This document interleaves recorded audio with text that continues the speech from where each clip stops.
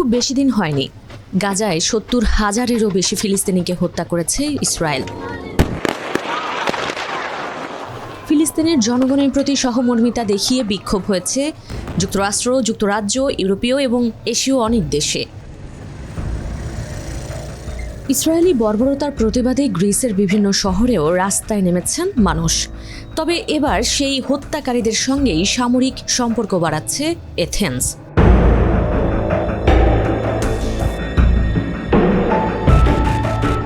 গ্রিসের প্রতিরক্ষা বিষয়ক সংসদীয় কমিটির চেয়ারম্যান অ্যাঞ্জেলোস সিরিগোস আল জাজিরাকে বলেন, আমরা ইসরায়েলি প্রতিরক্ষা সিস্টেমের একটি চমৎকার গ্রাহক, তবে আমাদের সম্পর্কের প্রকৃত অগ্রগতি তখনই হবে যখন প্রতিরক্ষা ব্যবস্থার যৌথ উৎপাদন শুরু হবে।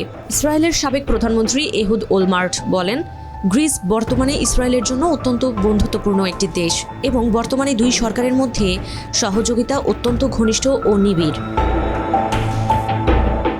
গত ৪ ডিসেম্বর গ্রিস $৭৬০ মিলিয়ন ব্যয়ে ৩৬টি PULS রকেট আর্টিলারি সিস্টেম ক্রয়ের অনুমোদন দিয়েছে, যা এখন পর্যন্ত ইসরায়েলের কাছ থেকে দেশটির বৃহত্তম অস্ত্র ক্রয়। এছাড়া ইসরায়েলের কাছ থেকে স্পাইডার, বারাক এবং ডেভিড স্লিং নামক ৩টি ক্ষেপণাস্ত্র প্রতিরক্ষা ব্যবস্থা কেনার বিষয়েও আলোচনা চলছে গ্রিসের, যার সম্ভাব্য মূল্য $৩.৫ বিলিয়ন। গ্রিস শুধুমাত্র ক্রেতা হিসেবে নয়, বরং ইসরায়েলের সঙ্গে সমরাস্ত্র সহ উৎপাদক হিসেবে আত্মপ্রকাশ করতে চায়। দেশটির প্রতিরক্ষা মন্ত্রী নিকোস দেনদিয়াস বলেন, ইসরায়েল কয়েক দশক আগেও প্রয়োজনীয় সমস্ত অস্ত্র কিনত, আজ তারা শীর্ষে রয়েছে। আমাদের লক্ষ্য হলো গ্রিস যেন প্রতিরক্ষা ব্যবস্থার কেবল একজন ক্রেতা না থেকে সহ উৎপাদকে পরিণত হয়।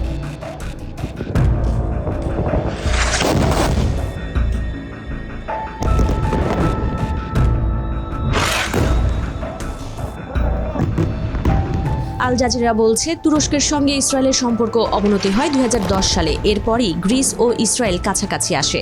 গ্রিসের মতে, মুসলিম প্রধান অঞ্চলের প্রান্তে টিকে থাকার জন্য ইসরায়েলের অস্তিত্ব তাদের জন্য গুরুত্বপূর্ণ।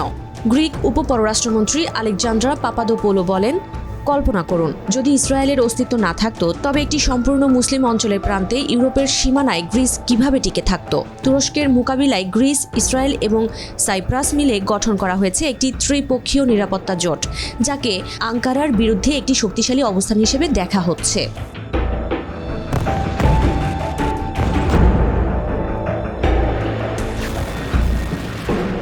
গাজা ইসরায়েলের অমানবিক কর্মকাণ্ডের প্রেক্ষাপটে গ্রিসের ঘনিষ্ঠ সামরিক সম্পর্ক নিয়ে হচ্ছে তীব্র সমালোচনা। এ পদক্ষেপের তীব্র সমালোচনা করেছে গ্রিসের প্রধান বিরোধী দল।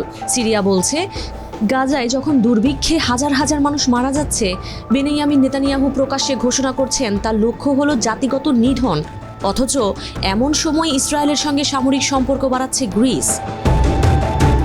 গ্রিক কাউন্সিল ফর রিফিউজিসের প্রধান লেপটেরিস পাপাজিয়ানাকিস বলেন, কৌশলগত সম্পর্ককে প্রাধান্য দিতে গিয়ে একটি আন্তর্জাতিক মানবাধিকার ইস্যুকে এড়িয়ে যাওয়া একটি সমস্যা। আপনি যদি এটাকে গণহত্যা বলতে না চান, বলবেন না, কিন্তু একটি মানবিক দেশ হিসেবে আপনার সামান্যতম কর্তব্যের চেয়ে বেশি কিছু করা উচিত।